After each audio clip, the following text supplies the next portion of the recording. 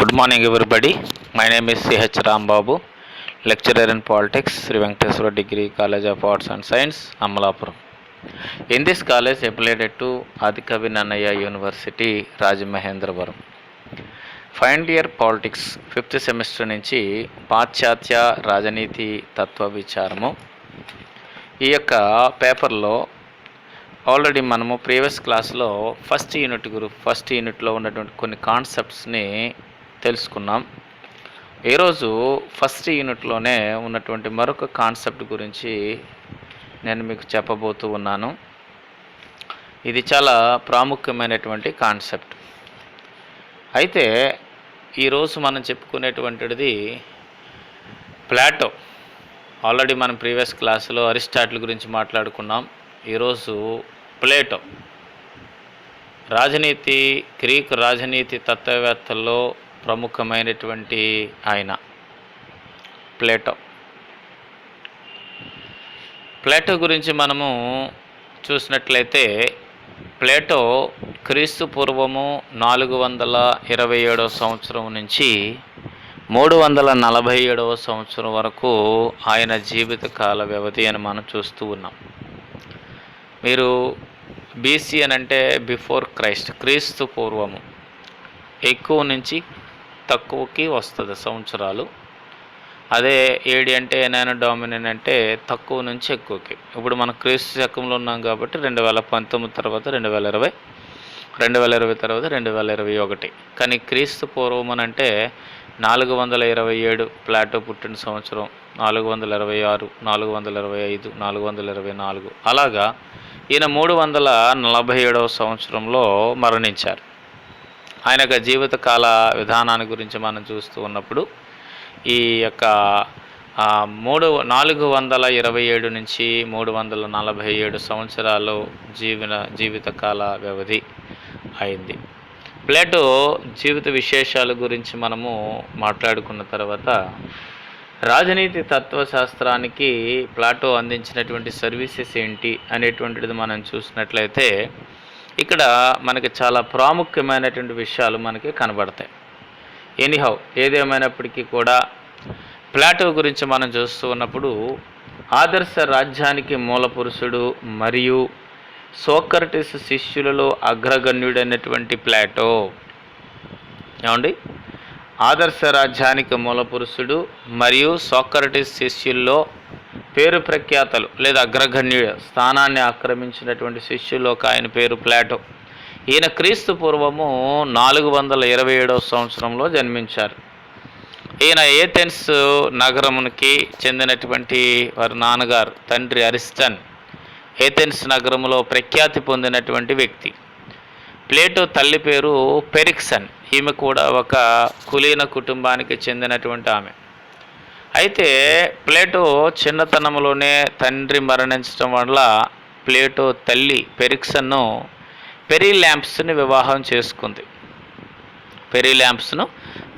చేసుకుంది. ప్లేటో సవతి తండ్రి ఇంట్లో పెరిగి పెద్దవాడయ్యాడు. 8 సంవత్సరాలు సోక్రటీస్ వద్ద విద్యాభ్యాసము చేశాడు. అంటే ఈ విద్యాభ్యాసం చేస్తూ ఉన్నప్పుడే సోక్రటీస్కి అసహజ మరణం అనేటువంటిది సంభవించింది. ఆ రాజ్యంలో ఉన్నటువంటి వారు ఈయన మీద రాజద్రోహం కేసుని నమోదు చేశారు. కేసు నమోదు చేయడం అంటే ఈయన పౌరులను పన్నులు కట్టకుండా పురుకొల్పుతూ ఉన్నాడు, రాజ్య వ్యతిరేక కార్యక్రమాలకు సోక్రటీస్ పురుకొల్పుతున్నాడు అనేటువంటి ఒక నిందను సోక్రటీస్ మీద వేసి సోక్రటీస్కి విషమిచ్చి చంపించేశారు. That is the one of the punishment of death. మరణము అనేటువంటి దాంట్లో, శిక్ష అనేటువంటి దాంట్లో అది ఒక రకమైనటువంటి శిక్ష. అటువంటి శిక్ష ద్వారా సోక్రటీసు ప్రాణాలు విడిచాడు. మరి అప్పటికి సోక్రటీస్ వద్దే విద్యాభ్యాసం చేస్తున్నటువంటి ప్లేటో మీద అతని యొక్క మరణము, సోక్రటీస్ యొక్క అసహజ మరణము ఈయన ఎంతగానో కృంగదీసింది. క్రీస్తు పూర్వము 388వ సంవత్సరంలో ప్లేటో ఏథెన్స్ని వదిలి అనేక సంవత్సరాలు విదేశీ పర్యటనలో గడిపాడు. ఈ విదేశీ పర్యటనలో భాగంగా మొదట మెగారాకు వలస వెళ్ళి తన సహపాఠి యాక్లిడ్ స్థాపించిన మెగారిక్ స్కూల్ను సందర్శించాడు. ఈ Megaric school this is the one of the famous school in the Megaric. So ఈ మెగారిక్ స్కూల్ని విజిట్ చేసిన తర్వాత ఈజిప్ట్, సిసిలీ మొదలగు దేశాలకు వెళ్ళి ఇటలీలోని పైథాగరన్లతో సంబంధాలు ఏర్పరచుకొని వారి సిద్ధాంతాన్ని అవగాహన చేసుకున్నాడు. అందుకనే ప్లేటోపై పైథాగరస్ సిద్ధాంత భావాలు ప్రభావము చాలా ఎక్కువగా ఉంది అని మనము చెప్తాం. అంటే పైథాగరన్ల యొక్క ప్రభావము ఏ విధముగా ఉన్నది అనేటువంటి దాంట్లో మనం చూసినట్లయితే ఈయన చాలా ప్రాధాన్యత, అంటే ఈ మ్యాథమెటిక్స్ కానీ స్టాటిస్టిక్స్ కానీ వీటన్నిటికీ కూడా ప్రాధాన్యత ఇచ్చినటువంటి వ్యక్తిగా మనం చూస్తూ ఉన్నాం. సో పైథాగరన్లతో సంబంధాలను పెంపొందింప చేసుకోవడం అనేటువంటిది జరిగింది. ఈ పైథాగరన్ల యొక్క వారితో చేసుకున్నటువంటి ఆ యొక్క సాన్నిహిత్యాన్ని బట్టే ఈ ప్లేటో కొన్ని భావాలను పెంపొందింప చేసుకున్నాడు ఏమండి. సో ఈ రకంగా ప్లేటో తన యొక్క భావాలలో పటిష్టమైనటువంటి వైఖరిని పెంపొందించుకోవడం అనేటువంటిది జరిగింది. ఏదేమైనప్పటికీ కూడా పైథాగరన్ల యొక్క ప్రభావము ప్లేటో మీద పడింది అని మనము చెబుతాం. అయితే ప్లేటో సిసిలీలోని సెరియాక్యూజ్ రాజ్యాన్ని, ఆ రాజు ఆహ్వానంపై పర్యటించాడు. సెరక్యూజ్ యువరాజు డెమోనిసియస్ II తత్వశాస్త్రంలో శిక్షణ ఇవ్వడానికి ప్రయత్నించి విఫలమయ్యాడు. అకాడమీ అనేటువంటి విద్యాలయాన్ని స్థాపించాడు. ఇది విద్యాబోధన, రచన. అకాడమీ అనేటువంటి విద్యాలయంలో వ్యాసాలు రాశాడు. ప్లేటో స్థాపించిన అకాడమీ పాశ్చాత్య దేశాలకు ఇది ఏర్పడినటువంటి మొట్టమొదటి విశ్వవిద్యాలయం అని మనం చెప్పచ్చు. అయితే ప్లేటో జీవితంలో కూడా ఈయన బానిసగా అమ్మివేసి చివరికి తన యొక్క స్నేహితుని యొక్క సహాయంతో తప్పించుకొని ఏథెన్స్ చేరుకున్నాడు. ప్లేటో తన అకాడమీలో 40 సంవత్సరాలు విద్యాబోధన చేస్తూ క్రీస్తు పూర్వము 347 సంవత్సరంలో 80 సంవత్సరాల వయసులో ఈయన మరణించినట్లుగా మనం చూస్తూ ఉన్నాం. అయితే ప్లేటో యొక్క రచనలు చాలా ప్రాముఖ్యమైనవి. ఈయన అనేకమైనటువంటి రచనలు చేశాడు. ఈ రచనల్లో రిపబ్లిక్ అనేటువంటి రచన ప్లేటోకి మంచి పేరు ప్రఖ్యాతులు తీసుకొచ్చింది. ఎందుకంటే ప్లేటో రచనలన్నీ ప్రశ్నోత్తర పద్ధతిలో ఉంటాయి. ప్లేటో రచనలన్నీ ప్రశ్నోత్తర పద్ధతి. జనరల్గా మనం మాట్లాడుకునేటప్పుడు ప్లేటో యొక్క విధానాల్లో రచనల్లో ఆ రచనల్లో ముఖ్యంగా క్వశ్చన్ టైప్ అందుతుందా ప్రశ్నోత్తర పద్ధతి. అంటే దీంట్లో తర్కశాస్త్ర ప్రభావం అనేటువంటిది కూడా చాలా ఎక్కువగా ఉంటుంది. అంటే ఎందుకు, ఏమిటి, ఎలా, ఎప్పుడు, ఎక్కడ అనేటువంటి కొన్ని ప్రశ్నలతో కూడినటువంటి రచన విధానం అనేటువంటిది ఉంటుంది.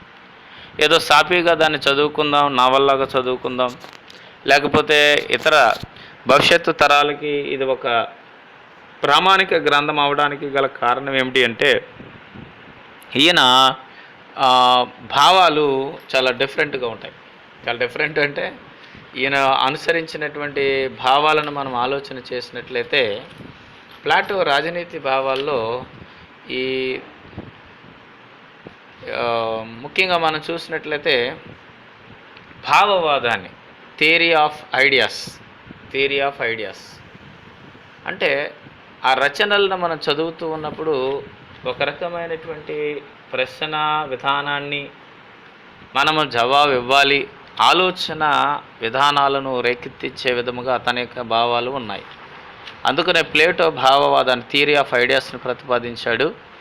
అతను తత్వశాస్త్రానికి చేసిన మౌలిక దోహదం, ఒరిజినల్ కంట్రిబ్యూషన్ అదే అని మనం చెప్తాం. అదేవిధముగా ఈయన కాల్పనిక భావాలను కూడా పెంపొందించాడు.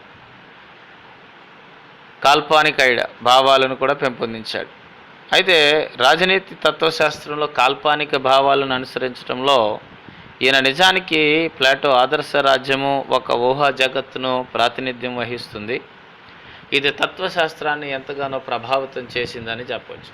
ఎనీహౌ, ఏమైనప్పటికీ రిపబ్లిక్, స్టేట్స్మ్యాన్, ది లాస్ అనేటువంటి గ్రంథాలు ప్లాటో రచించినటువంటి రచనల్లో ముఖ్యమైనవి. స్టేట్స్మ్యాన్, ది లాస్ అనేటువంటి గ్రంథాలను ఈయన వృద్ధాప్య దశలో రాశాడు. కానీ రిపబ్లిక్ అనేటువంటి దాన్ని రాజనీతి తత్వ సంబంధమైన విషయాలను వివరించటంలో రిపబ్లిక్ గ్రంథంలో ఉన్నటువంటి అనేక అంశాలు నేటి ఆధునిక కాల పరిస్థితులు అన్వయించడానికి అనుకూలమైనటువంటి రచననే మనం రిపబ్లిక్ అని చెప్తాం. ఈ రిపబ్లిక్ అనేటువంటి రచనకు మరొక పేరు ఉంది, ధర్మానికి సంబంధించినటువంటి గ్రంథం అని. రిపబ్లిక్ అనేటువంటి బుక్కు ధర్మానికి సంబంధించినటువంటిది. అర్థమైందండి? ధర్మ భావాలు కలిగినటువంటిది. అంటే ఈ రోజున ఆధునిక కాలంలో కూడా రిపబ్లిక్ గురించి మనం మాట్లాడుతున్నాం అంటే, రిపబ్లిక్ గురించి మాట్లాడుతున్నామనంటే ఈ దీంట్లో ఎంత ప్రాముఖ్యమైనటువంటి అంశాలను పొందుపరిచాడో మనము అర్థం చేసుకోవచ్చు. కాబట్టి ఇది ధర్మానికి సంబంధించినటువంటి గ్రంథముగా కూడా చెప్పబడింది. The book of concerning with justice. Republic ఉన్నటువంటి మరొక పేరు ఏంటంటే the book concerning with justice, ధర్మానికి సంబంధించిన గ్రంథము. అంటే ఈ గ్రంథంలో ధర్మము పట్ల తాత్విక అవగాహన ప్రయత్నించాడు.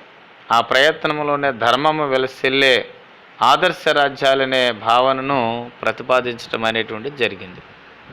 సరే, ఇక స్టేట్స్మెన్, ది లాస్ అనేటువంటి గ్రంథాలు కూడా ఈ రాజనీతి తత్వశాస్త్ర సంబంధమైనటువంటి అంశాల గురించి వివరిస్తూ ఉన్నాయని మనము చెప్పవచ్చు.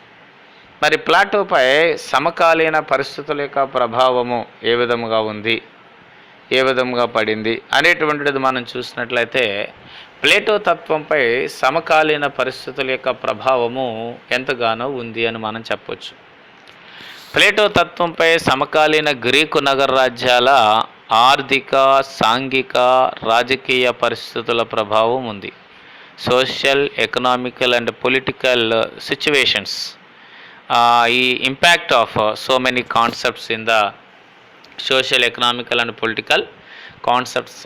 ఈ ప్లేటో తత్వంపై సమకాలీన పరిస్థితుల యొక్క ప్రభావమును మనం చూసినట్లయితే, ఆనాటి నగర రాజ్యాలలో ధనికులు, పేదల మధ్య వైషమ్యాలు ఉండేవి. ఏథెన్స్ నగర రాజకీయాల నిర్వహణ తీరు ఒక దృక్పథం లేకపోవడం, సమర్థవంతమైనటువంటి నిర్వహణ లోపము, ప్రజాస్వామ్య క్షీణదశ, సోక్రటీస్ అసహజ మరణము మొదలగునవి ప్లేటోను క్రియాత్మక రాజకీయాల వైపు నడిపించాయి, క్రియాత్మక రాజకీయాల వైపు ఆకర్షితులను చేశాయి. క్రియాత్మక రాజకీయాల వైపు అతన్ని నడిపించడానికి గల కారణము సమకాలీన పరిస్థితుల యొక్క ప్రభావమే అని మనం చెప్తాం. అంటే పరిస్థితుల్లో తాత్విక విచారణ ద్వారానే నిజమైన ధర్మాన్ని ప్రజాపరముగా, వ్యక్తిపరముగా తెలుసుకోవాలని నిర్ణయించుకున్నాడు. ఇది చాలా ప్రాముఖ్యమైనటువంటి అంశాన్ని అందుకనే చెప్తాడు, ఈ పరిస్థితులచే ప్రభావితుడైన ప్లేటో తాత్విక విచారణ ద్వారానే నిజమైన ధర్మాన్ని ప్రజాపరముగా, వ్యక్తిపరముగా తెలుసుకోవాలని నిర్ణయించుకున్నాడు. రాజకీయ అసమర్థత లేని ఆదర్శ రాజ్య స్థాపన జరగాలని ఆశించడం అనేటువంటిది జరిగింది. ఈ రకముగా ప్లేటోపై సమకాలీన పరిస్థితుల యొక్క ప్రభావము ఎంతగానో పడింది అని మనము, లేదా ఎంతగానో ప్రభావం చూపింది అని మనము తెలుసుకుంటూ ఉన్నాం. అయితే ప్లేటోపై పైథాగరస్ యొక్క ప్రభావం గురించి కూడా మనం మాట్లాడాలి. ప్లేటోపై పైథాగరస్ యొక్క ప్రభావము ఏ విధముగా ప్లేటోపై పైథాగరస్ యొక్క ప్రభావం పడింది. ఆల్రెడీ లాస్ట్ వన్స్ మనం మాట్లాడుకున్నాం, ప్లేటో పైథాగరస్కి సిద్ధాంతాలకు ప్రభావితుడయ్యాడు అని. ఈ పైథాగరస్ ప్రభావితుడయ్యాడు. గ్రీకు గణిత శాస్త్రజ్ఞుడైనటువంటి పైథాగరస్ వద్ద నుంచి గుణత్రయ సిద్ధాంతాన్ని తీసుకుని ఆదర్శ రాజ్య నిర్మాణంలో ఆ సిద్ధాంతాన్ని ఉపయోగించాడు. మరి తన విద్యా విధానంలో గణిత, రేఖాగణిత శాస్త్రాల అధ్యయనానికి ఎంతో ప్రాధాన్యత ఇవ్వడం అనేటువంటిది జరిగింది. అందుకనే ఈయన యొక్క విద్యా విధానము ఒక నూతన దృక్పథాన్ని కలిగి ఉంది. ప్లేటో యొక్క విద్యా విధానము ఒక నూతన దృక్పథాన్ని కలిగి ఉంది. ఇవన్నిటినీ కూడా ప్లేటో తన రిపబ్లిక్ అనేటువంటి గ్రంథంలో తెలియజేశాడు. ప్లేటో రచించినటువంటి రిపబ్లిక్లో ఈ విద్య యొక్క స్వభావమును గురించి కూడా తెలియజేశాడు. ప్లేటో అభిప్రాయంలో విద్య అనేటువంటిది ఒక సామాజిక ప్రక్రియ. విద్య ద్వారా వ్యక్తిలో సామాజిక చైతన్యము ఏర్పడుతుంది. ప్లేటో అభిప్రాయంలో నిజమైన విజ్ఞానానికి విద్య మాత్రమే సాధనం. ఇది చాలా ప్రాముఖ్యమైనటువంటి అంశాలు. విద్యార్థులు చాలా జాగ్రత్తగా ఈ పాయింట్స్ని వినాలి, నోట్ చేసుకోవాలి. అర్థమైందండి? నేను చెప్పేటువంటి పాయింట్స్ అన్నీ కూడా మీకు పేపర్ మీద లేకపోవచ్చు. మీరు వింటూ ఉన్నప్పుడు వాటిని మెదలో గుర్తుపెట్టుకుని అవసరమైతే పేపర్ మీద కూడా రాసుకోవాలి. ఒకవేళ పేపర్ మీద ఉన్నటువంటి విషయాల్ని మనం రాసుకోవడంలో విశేషం లేదు, కానీ చెప్పేటువంటి ఎక్స్ప్లెనేషన్ చెప్పేటువంటి విషయాల్లో మీకు ముఖ్య పాయింట్స్గా కనపడుతున్నటువంటి పాయింట్స్ అన్నిటిని కూడా మీరు పేపర్ మీద రాసుకోవాలి. అయితే విద్య అనేటువంటిది సామాజిక ప్రక్రియ. ఈ విద్య ద్వారా సామాజిక చైతన్యము వ్యక్తిలో సామాజిక చైతన్యం కలుగుతుంది, సామాజిక చైతన్యం ఏర్పడుతుంది. నిజమైన విజ్ఞానానికి విద్య ముఖ్య సాధనం. ఎంత ప్రాముఖ్యమైనటువంటిది అని అంటే, ఈ విద్యను ఏ విధంగా ఉండాలని సూచించాడు? నిర్బంధ విద్యా విధానము, compulsory education, free and compulsory education. ఇప్పుడు మనం ఆధునిక కాలంలో మనం అనుసరిస్తున్నటువంటి ఉచిత నిర్బంధ ప్రాథమిక విద్య, ఫ్రీ అండ్ కంపల్సరీ ఎడ్యుకేషన్, ఉచిత నిర్బంధ విద్యను మనము అందిస్తూ ఉన్నాం. ఇలా అందించమని క్రీస్తు పూర్వమే ప్లేటో విద్యా విధానాన్ని ప్రవేశపెట్టాడు. నిర్బంధ విద్యా విధానం అంటే రాజ్యములో ఉన్నటువంటి పౌరులు ఎంత విద్యావంతులుగా, ఎంత ఉన్నతమైన వారుగా, ఎంత గుణశీలులుగా ఉంటారో ఆ రాజ్యము వర్ధిల్లుతుంది. ఏమండి?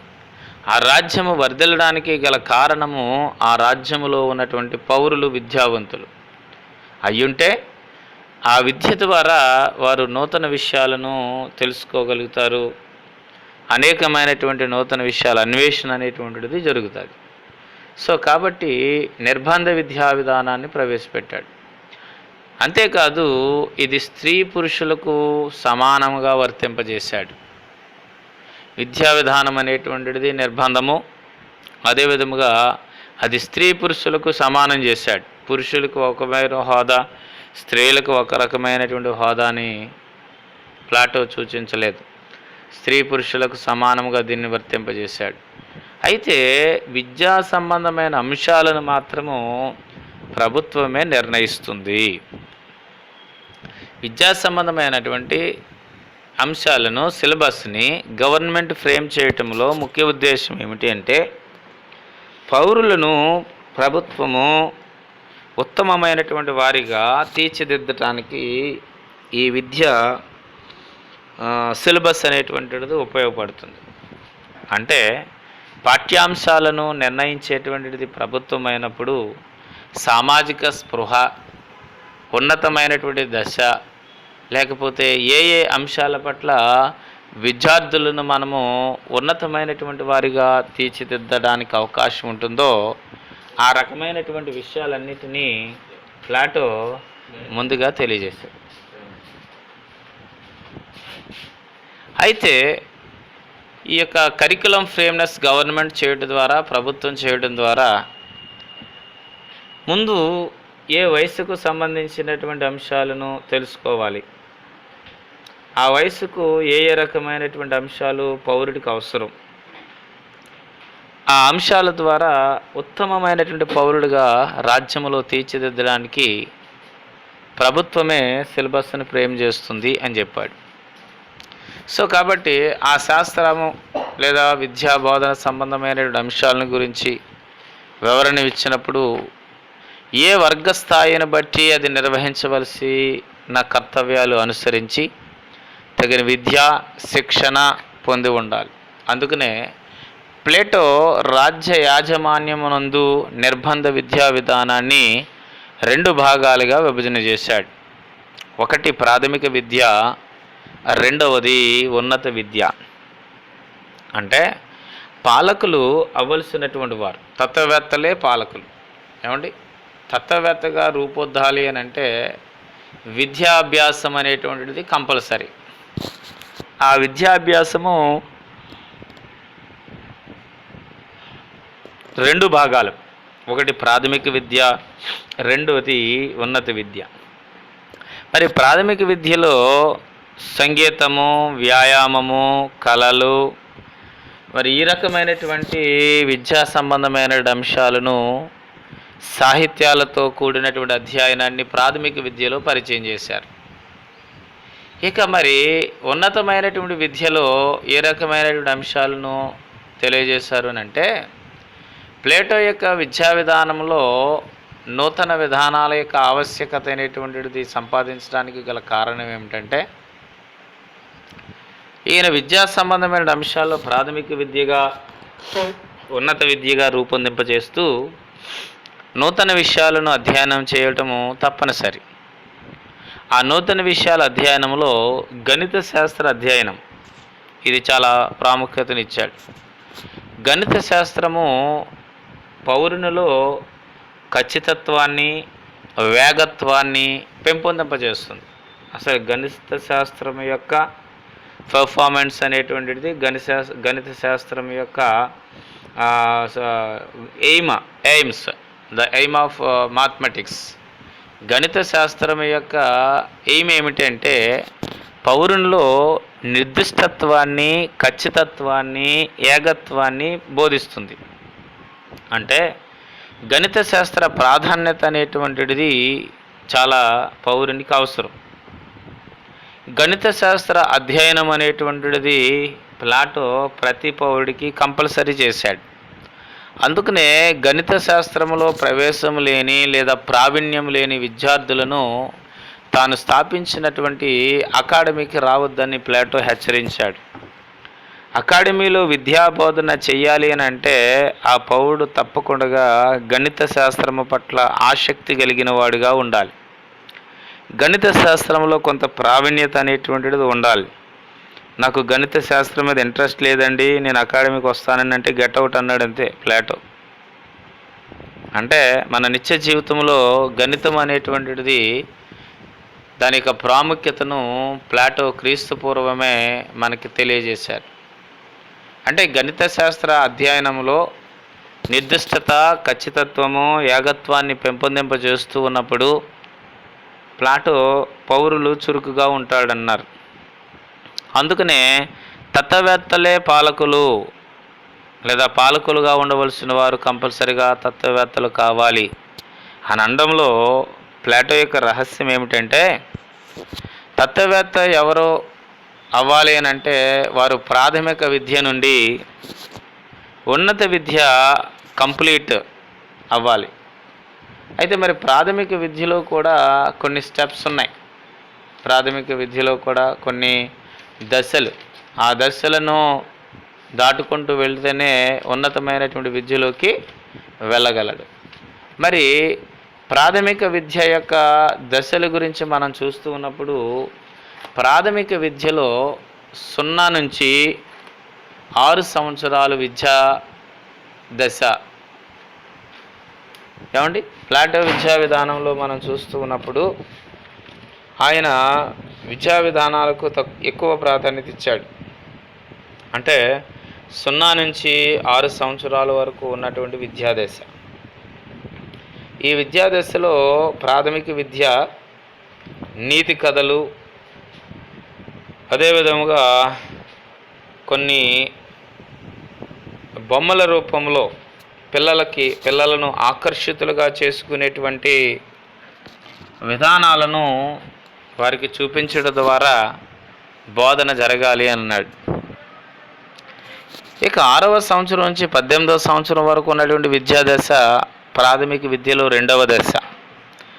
ఈ దశలో మానసిక వికాసము, సంగీతము, శారీరక దృఢత్వానికి సంబంధించినటువంటి వ్యాయామ శిక్షణ, ఏమండి, సంగీత సాహిత్యాలు, మానవ వికాసానికి సంబంధించినటువంటి విద్యా విధానము ఉండాలి.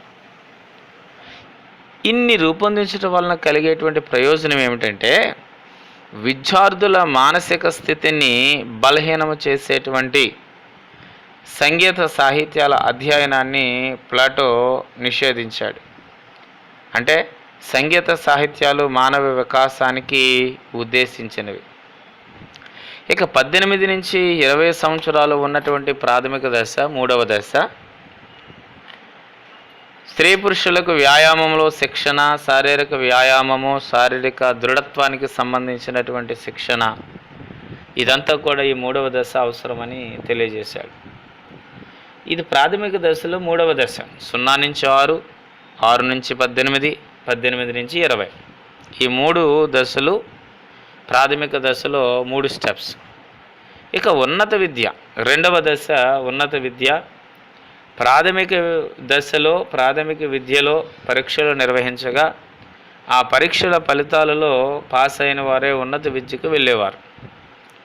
ఒకవేళ ప్రాథమిక స్థాయిలో ఏ స్టెప్లోనైనా సరే పరీక్షలు ఆగిపోతే వాడు 3వ కేటగిరీగా వెళ్ళిపోయేవాడు.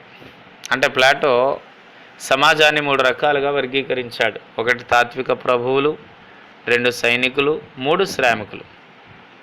ఇలా విద్యాబోధనలో ఎవడైతే డ్రాప్ అయిపోయాడో, ఎవడైతే తప్పిపోతూ ఉన్నాడో ప్రాథమిక విద్యా దశలో, మరి వాడి విద్యను సంపూర్ణంగా కొనసాగించలేకపోతున్నాడో వాడు ప్రాథమిక స్థాయిలోనే వాడు బానిసగా వెళ్ళిపోయేవాడు.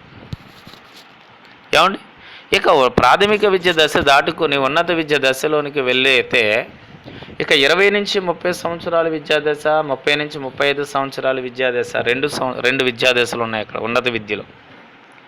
ఇక 20 నుంచి 30 సంవత్సరాల మధ్య ఉన్నటువంటి దశలో, ఈ ఉన్నత విద్యా దశలో విద్యార్థి యొక్క తన అభిరుచిని బట్టి ఒక వృత్తిని ఎన్నుకుంటాడు. ఆ వృత్తిలో అతనికి శిక్షణ ఇవ్వబడుతుంది. అంటే ఈ శిక్షణ ముఖ్యంగా సైనిక శిక్షణ కంపల్సరీ. అదేవిధంగా ఈ దశలో తార్కిక శక్తిని పెంపొందించుకోవాల్సిన ఒక పరీక్ష ఉంటుంది కూడా. అందుకనే 30వ ఏట ఒక పరీక్షను నిర్వహిస్తారు, ప్రధాన పరీక్ష. 30వ ఏట ఒక ప్రధాన పరీక్ష నిర్వహించబడుతుంది. ఆ ప్రధాన పరీక్ష నిర్వహించిన తర్వాత దాంట్లో పాస్ అవుతేనే 30 నుంచి 35 సంవత్సరాల దశలోనికి వెళ్తాడు. లేకపోతే వాడు అక్కడే స్టాప్ అయిపోతాడు. అలా ఒకవేళ 20 నుంచి 30 సంవత్సరాల విద్యాదశలో పాస్ అవ్వకుండా ఉన్నటువంటి వారు ఎవరైతే ఉన్నారో వారు సైనికులుగా వెళ్ళిపోతారు.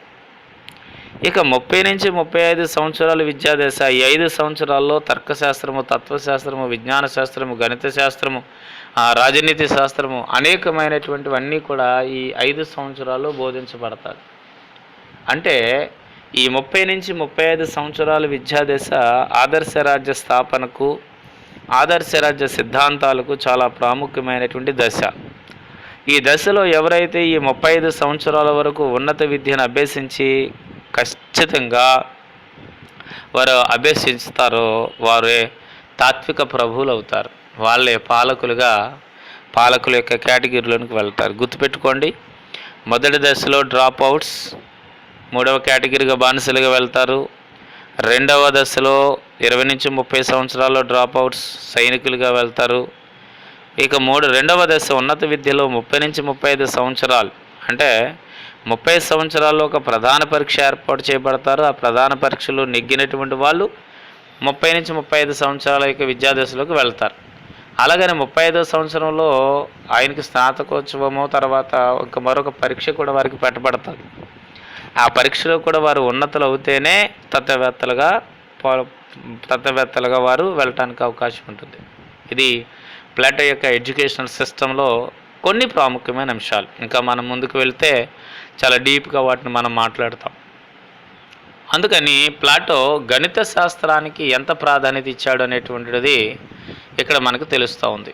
గణిత శాస్త్రంలో ప్రవేశం లేనటువంటి విద్యార్థులను తన అకాడమీకి రావద్దని హెచ్చరించడం అనేటువంటి జరిగింది.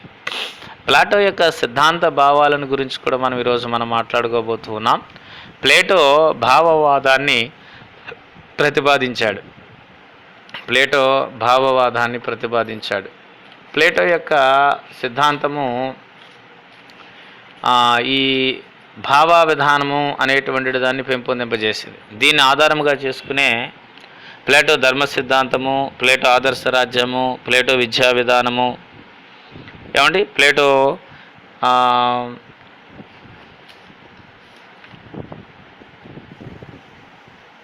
ధర్మభావన, ఇంకా ఎట్లా మనం చూసినట్లయితే ఆదర్శ రాజ్య లక్షణాలు, ఇవన్నీ కూడా మనం ఈ ప్లాటో నుంచి మనం తెలుసుకుంటూ ఉంటాం.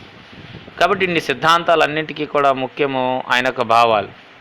ప్లాటో సిద్ధాంత రూపాల్లో మనం చూసినట్లయితే ప్లేటో భావవాదాన్ని ప్రతిపాదించాడు. అంటే ఈ ప్లాటో యొక్క భావవాదంలో తను అనుసరించినటువంటి విధానాలు ఏ విధంగా ఉన్నాయంటే, ఇంద్రియాలకు గోచరమయ్యేటువంటి వస్తువులన్నీ సాపేక్షాలే, రిలేటివ్. అంటే ఒకరికి అందముగా కనబడే వస్తువు మరొకరికి అందహీనముగా కనపడవచ్చు. ఒకరికి ధర్మ భావనగా కనబడేటువంటి ఆ భావన మరొకరికి అధర్మ భావనగా కనపడవచ్చు. కాబట్టి ఇంద్రియ గోచరమయ్యేటువంటి వస్తువులన్నీ నిరంతరము మార్పు చెందుతూ ఉంటాయి. ఇది ప్లేటో యొక్క భావవాదంలో చాలా ప్రాముఖ్యమైనది. అదేవిధముగా ఈయన రాజనీతి తత్వ సిద్ధాంతంలో కాల్పానికవాదాన్ని గురించి మాట్లాడాడు. ఇది ఊహా జగత్తు, ఆదర్శ రాజ్యము, ప్లాటో యొక్క ఆదర్శ రాజ్యము కేవలం ఊహాజనితమైందే తప్ప ఇది ప్రాక్టికల్గా అనుభవించినటువంటిది కాదు. ఇది చెప్పుకోవడానికి మాత్రమే, అంతే తప్ప ఇది అమలు చేయడానికి, ఇంప్లిమెంటేషన్ చేయడానికి అవకాశమైనటువంటి విధానము కాదు అని మనం గమనించాలి. అయితే ప్లేటోను ఆదర్శవాదులు, కాల్పానికవాదులు, విప్లవవాదులు పెద్దగా పరిగణించబడతాడు. ఎందుకంటే ఈయన కాల్పానికవాదానికి తన యొక్క రాజనీతి తత్వంలో రూపొందించాడు. దాంట్లో భాగంగానే మనము భార్యల విషయంలో కమ్యూనిజం, ఇది మానవ చరిత్రలో అమలు చేయటానికి అనుకూలముగా లేనటువంటిది. భార్యల విషయంలో కమ్యూనిజం అని అంటే తత్వవేత్తలే పాలకులుగా ఉంటారు కాబట్టి వారికి వివాహాన్ని, ఆస్తిని, వ్యక్తిగత కుటుంబాన్ని నిషేధించాడు. మరి అటువంటి సమయంలో వారు కోరికలను తీర్చుకోవడానికి ఒక స్టేట్ మీటింగ్ ఏర్పాటు చేస్తారు. ఆ స్టేట్ మీటింగ్లో స్త్రీలు, పురుషులు కలుసుకుంటారు. ఆ కలయిక వలన వారు లైంగికపరమైనటువంటి సంపర్కం అక్కడ జరుగుతుంది. తర్వాత మరలా స్టేట్ మీటింగ్ నుంచి బయటకు వెళ్ళిపోతారు. అలా మీటింగ్లో కలుసుకున్నటువంటి స్త్రీలకు గర్భాలు వస్తాయి. వచ్చినప్పుడు వారికి పుట్టినటువంటి ఆ పిల్లలకి తండ్రి ఎవరో తెలీదు. కాబట్టి మళ్ళా వాళ్ళని రాజ్యము పెంచి పోషిస్తుంది. ఒకవేళ తండ్రి కుటుంబము అనేటువంటిది ఉన్నట్లయితే వాడికి కొంత ఆస్తిని సమకూర్చాలని, ఇల్లు కట్టాలని, లేదా వాడికి కొంత ధనాన్ని సమకూర్చాలనేటువంటి ఆలోచన విధానము ద్వారా రాజ్యాన్ని సరిగా పరిపాలన చేయలేడు. అందుకనే తత్వవేత్తలు పాలకులుగా ఉండాలి, వారి కోరికలను మాత్రం తీసుకోవడానికి భార్యల విషయంలో కమ్యూనిజం అనేటువంటిది ఒకదాన్ని చూపించాడు. ఇది చాలా విమర్శలకు గురైంది. అంటే ఆస్తి విషయంలోనూ కమ్యూనిజము ఇది ఒక కాల్పానిక భావనమే. అంటే ఈ రకమైనటువంటి కాల్పానిక సిద్ధాంతాలను గురించి ప్లాటో తెలియజేశాడు కాబట్టి కాల్పానికవాదులకు కూడా ఇతను పితామహుడిగా ఉన్నాడు. అదేవిధముగా ప్లేటో ఆదర్శ రాజ్యానికి 3 రకాలైనటువంటి ప్రత్యేక విధులతో కూడినటువంటి 3 వర్గాలు విభజించడం అనేటువంటిది ఒక కాల్పానిక ఆదర్శంగానే మనం చెప్తాం. ఇక విప్లవాల గురించి మనం చూసినట్లయితే ప్లేటో విప్లవ సిద్ధాంతాలను గురించి సూచించారు. what is the meaning of revolution? Suddenly change of any concept. ఏదైనా దాంట్లో ఇమీడియట్గా అంటే ఆకస్మికమైనటువంటి మార్పును విప్లవముగా చెప్పడం అనేటువంటిది జరిగింది. That is means of revolution. అది దేంట్లోనైనప్పటికీ కూడా ఆ రకమైనటువంటి భావన ప్లాటో సూచించారు. ఇక కాల్పానిక విప్లవవాదులుగా విప్లవవాదులకి పితామహుడిగా పరిగణించబడ్డాడు. మరి వాస్తవిక లేదా యథార్థానికి భావమే మూలమని చెప్పినందువల్ల అతడు ఆదర్శవాది. ఈ విశ్వాసానికి మూలము పదార్థము కాక భావమేనని అతని అభిప్రాయం ప్రకారం అతను ఒక కాల్పనికవాది. This is very important. వాస్తవిక లేదా యథార్థానికి భావమే మూలమని చెప్పినందుకు వాస్తవిక ఆదర్శవాది అయ్యారు. విశ్వాసానికి మూలము పదార్థము కాక భావమేనని అతనికి అభిప్రాయం తెలియజేసినందుకు ఆయన ఒక కాల్పనికవాది అయ్యారు. అయితే ప్లేటో తత్వశాస్త్రంలో అనేకమైనటువంటి విషయాలను మనకు తెలియజేసినప్పటికీ ఈరోజు మనము ప్లేటో రచించినటువంటి గ్రంథాలన్నింటికంటే రిపబ్లిక్ అనేటువంటి గ్రంథము తాత్విక ప్రపంచంలో స్థిరస్థాయిగా మిగిలిపోయిందని మనం చెప్పడంలో ఏమాత్రము కూడా అతిశయోక్తి లేదు. ఇతడు రచించినటువంటి మిగిలిన గ్రంథాలైనటువంటి స్టేట్స్మ్యాన్, లేకపోతే ఇంకా ది లాస్ అనేటువంటి గ్రంథాలు తత్వ సంబంధమైనటువంటి అంశాల గురించి వివరణ చెప్తున్నప్పటికీ రిపబ్లిక్ని మాత్రము ధర్మానికి సంబంధించినటువంటి బుక్గా వెల్లడి చేయడం అనేటువంటి జరిగింది. ఎందుచేతనంటే ఇందులో నైతికపరమైనటువంటి సూత్రాలను వివరించేటువంటి 10 పుస్తకాలు ఉన్నాయండి. నైతిక, అతిభౌతిక, సామాజిక, విద్యాపరమైన 205 పలు రకాల సమస్యలను ఈ గ్రంథము చర్చిస్తుంది. అందుకనే రిపబ్లిక్ అనేటువంటి గ్రంథము ప్లాటోకు మంచి పేరుని తెచ్చింది. రిపబ్లిక్ రాజకీయాల్లో ధర్మసూత్రాలు, విద్యా నీతి సూత్రాలు, ఆర్థిక, మనోవిజ్ఞాన సంబంధమైన సూత్రాలు మొదలగు వాటిని గురించి చాలా వివరముగా చెప్పింది. ఇది రాజ్యానికి సంబంధించినటువంటి గ్రంథము, రాజకీయాలకు సంబంధించిన గ్రంథము. ఆధునిక ప్రపంచ దేశాల్లో కూడా ఈ యొక్క రిపబ్లిక్ అనేటువంటి గ్రంథంలో ఉన్నటువంటి అంశాలను ఆధునిక రాజ్యాలు కూడా, నేటి ఆధునిక రాజ్యాలు కూడా తెలుసుకుంటూ ఉన్నాయి. అంత ప్రాచుర్యం పొందినటువంటి ఈ యొక్క ప్లాటో రచించినటువంటి రిపబ్లిక్ గ్రంథము చాలా ప్రాముఖ్యమైన అంశంగానే మనం చెప్తాం. మరి ఆదర్శ రాజ్య లక్షణాల గురించి మనం ఆలోచన చేసినట్లయితే ప్లేటో యొక్క రిపబ్లిక్ అనేటువంటి గ్రంథంలో ఆదర్శ రాజ్య లక్షణాలను సూచించాడు. దాంట్లో ముఖ్యంగా రాజ్యము వ్యక్తి విరాట్ స్వరూపము. రాజ్యము వ్యక్తి విరాట్ స్వరూపం అంటే ప్లేటో అభిప్రాయంలో వివేకవంతమైనటువంటి ప్రతిబింబమే రాజ్యము. వ్యక్తి క్షేమానికి, రాజ్యక్షేమానికి ఎటువంటి సంఘర్షణ అనేటువంటిది లేదు. రాజ్యము వ్యక్తి విరాట్ స్వరూపము, వివేకవంతమైనటువంటి వ్యక్తిని ప్రతిబింబిస్తుంది రాజ్యము. రాజ్యములో పౌరునికి చాలా ప్రాధాన్యత అనేటువంటిది ఇవ్వబడుతుంది. పౌరుని యొక్క అభివృద్ధి కూడా రాజ్యంలో మిళితమై ఉంటుంది. ఇది ఈ భావాన్ని ఆదర్శ రాజ్య లక్షణాల్లో చాలా ప్రాముఖ్యమైనటువంటి రాజ్యం భావంగా చెప్పాడు. అంటే ఆదర్శ రాజ్య నిర్మాణానికి ప్రాతిపదిక రిపబ్లిక్ అనేటువంటి విషయాన్ని మనం మర్చిపోకూడదు. ఆదర్శ రాజ్యానికి ప్రాతిపదిక రిపబ్లిక్ అనేటువంటి గ్రంథం. అయితే ఆదర్శ రాజ్యంలో ప్లేటో ప్రజలను 3 రకాలుగా వర్గీకరణ చేశాడు. ఈ వర్గీకరణ అనేటువంటిది దేన్ని బేస్ చేసుకుని చేశాడంటే పైథాగరస్ సిద్ధాంతమును బేస్ చేసుకుని చేశాడు. పైథాగరనులతో ప్లేటోకు ఉన్నటువంటి సాన్నిహిత్య సంబంధము ప్లేటోను చాలా ఉన్నతమైనటువంటి ఆదర్శమైనటువంటి వ్యక్తిగా తీర్చిదిద్దింది. పైథాగరన్లు గణిత శాస్త్రము, రేఖాగణిత శాస్త్రము పట్ల వారు మరింత ఆకర్షితమైనటువంటి భావాలను వెల్లడి చేయటంలో ప్లేటో వెనకాల పైథాగరన్ల ప్రభావము ఎంతో ఉందని మనం చెప్తాం. అయితే ప్లేటో పైథాగరస్ సిద్ధాంతమును అనుసరించి త్రివర్గ సమాజముగా వర్ణించాడు. అంటే సమాజము 3 వర్గాలు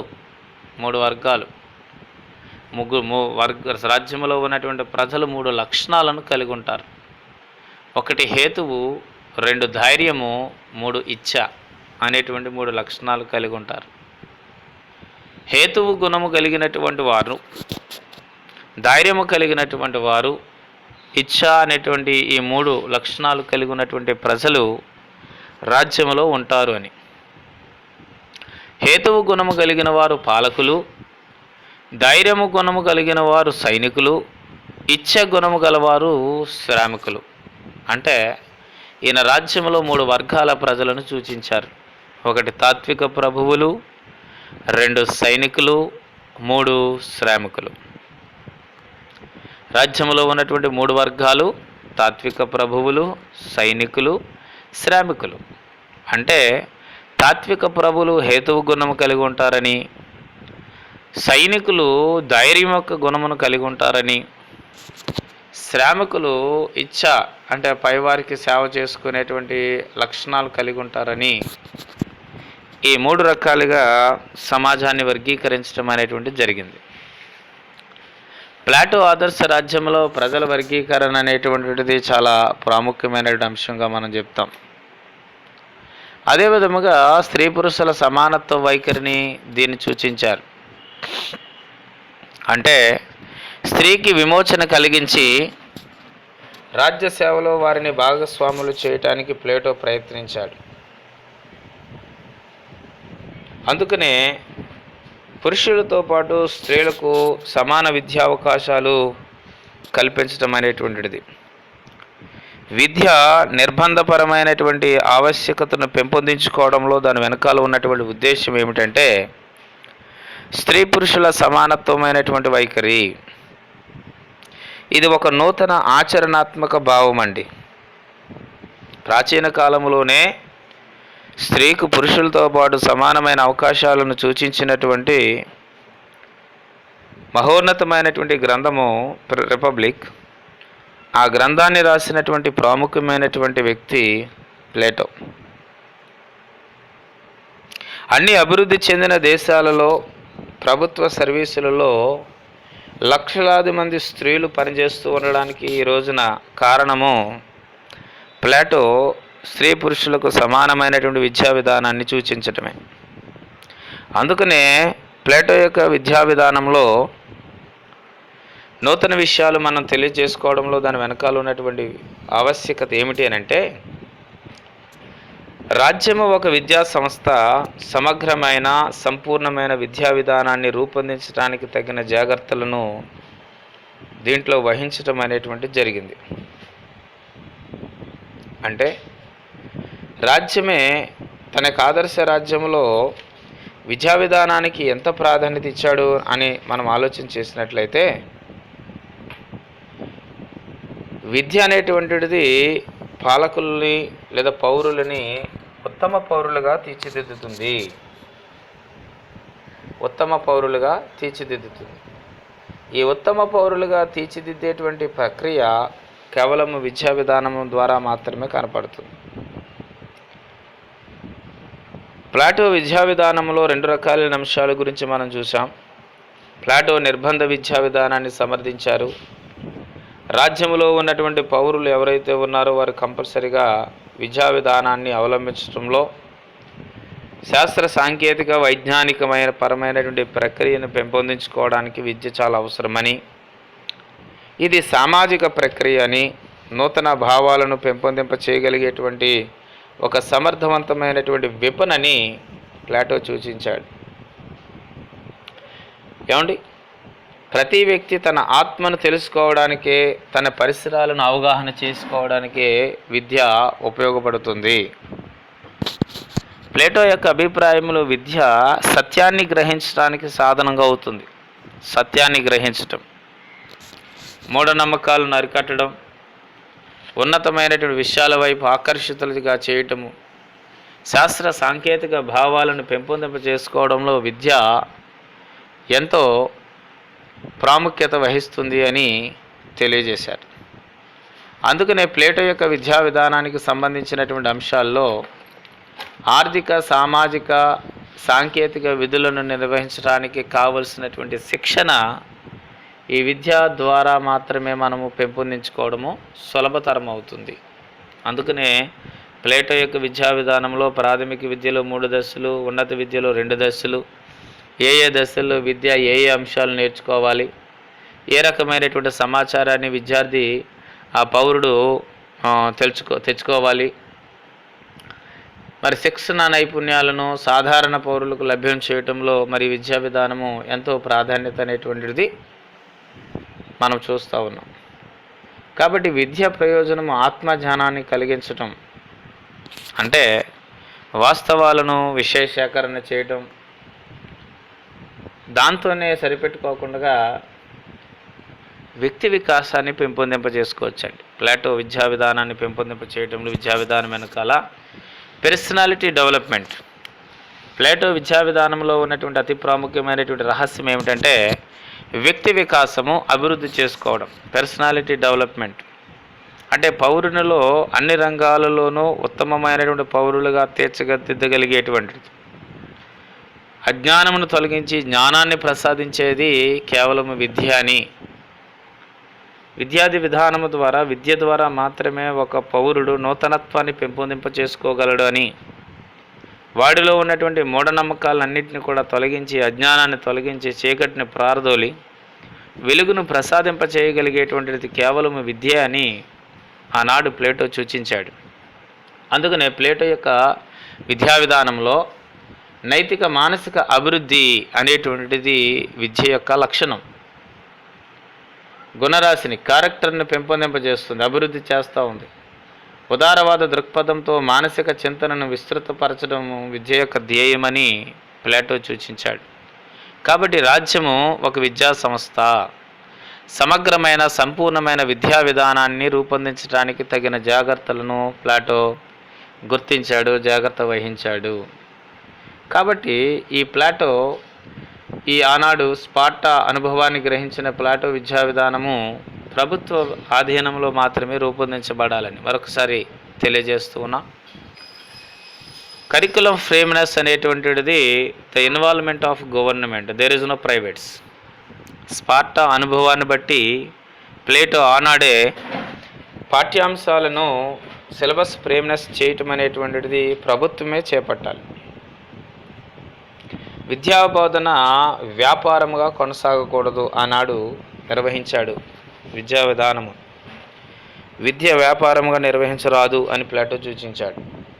ఎందుకనంటే ప్లేటో ఈ విద్యా విధానమును నుంచి అనేక విషయాలు ఎలా నేర్చుకున్నాడంటే, సోపిస్టులని ఒక సమూహం ఉండేది.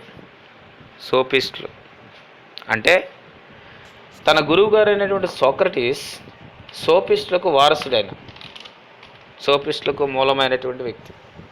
అసలు ఈ సోపిస్టులు అంటే ఎవరు? ధనము తీసుకుని విద్యను అందించేవారు.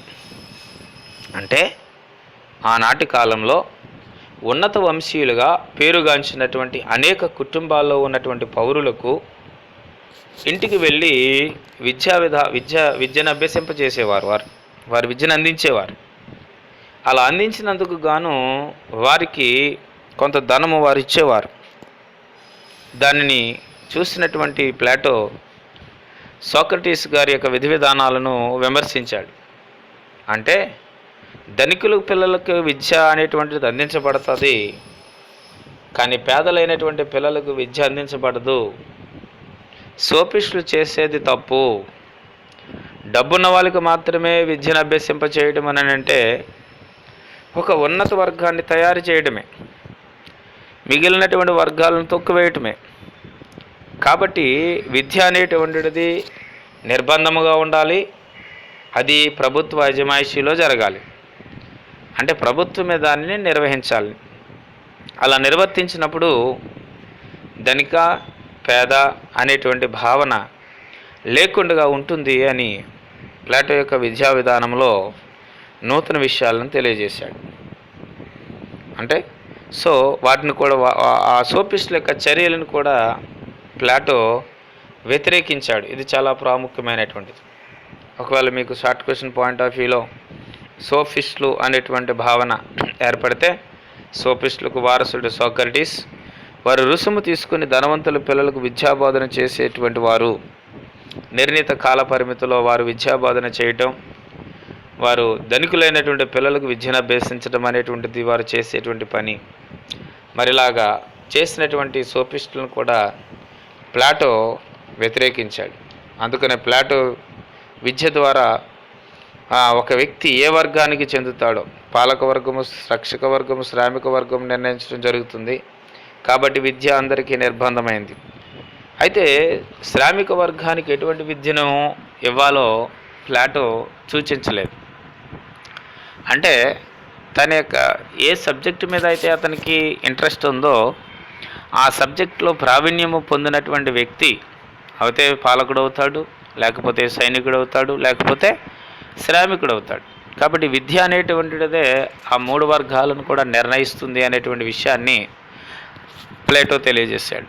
సో ప్లేటో యొక్క విద్యా విధానము, ఆదర్శ రాజ్యంలో ప్రజల వర్గీకరణ, ధర్మభావన, ఆదర్శ రాజ్య లక్షణాలు, వ్యక్తి రాజ్యం వ్యక్తి విరాట్ స్వరూపము, అదేవిధంగా వృత్తి నైపుణ్య సిద్ధాంతము, ఇవన్నీ ప్లాటో సూచించినటువంటి ఆదర్శ రాజ్యంలో వృత్తి నైపుణ్య సిద్ధాంతం కూడా చాలా ప్రాముఖ్యమైనదని మనం చెప్తాం. ఈ వృత్తి నైపుణ్య సిద్ధాంతం అనుసరించి ఆధునిక కాలంలో అధికార పృథక్కరణ సిద్ధాంతాన్ని గురించి మాంటెస్క్యూ తెలియజేశాడు. ఇది కంప్లీట్గా ధర్మభావానికి సంబంధించినటువంటిది. అంటే వృత్తి నైపుణ్యత అనేటువంటిది సంపాదిస్తే ఆ వృత్తిలో అతను చాలా ఉన్నతమైనటువంటి స్థాయికి వెళ్తాడు. సో కాబట్టి వృత్తి నైపుణ్య సిద్ధాంతం అనేటువంటి దానికి కూడా ప్రాధాన్యత అనేటువంటిది ఇవ్వడం జరిగింది. ఈ విధముగా ప్లాటోపై పైథాగరస్ యొక్క ప్రభావము, ఆనాడు సమకాలీన పరిస్థితుల యొక్క ప్రభావము, ప్లాటో సిద్ధాంత రూపాలు, ఇవన్నీ కూడా మనం ఈరోజు తెలుసుకున్నాం. సో అన్నింటికంటే ముఖ్యంగా ప్రజల వర్గీకరణ, ఆదర్శ రాజ్య లక్షణాల్లో రాజ్యం వ్యక్తి విరాట్ స్వరూపము, విద్యా విధానం అనేటువంటిది చాలా ప్రాముఖ్యమైనటువంటి అంశాలు. Thank you.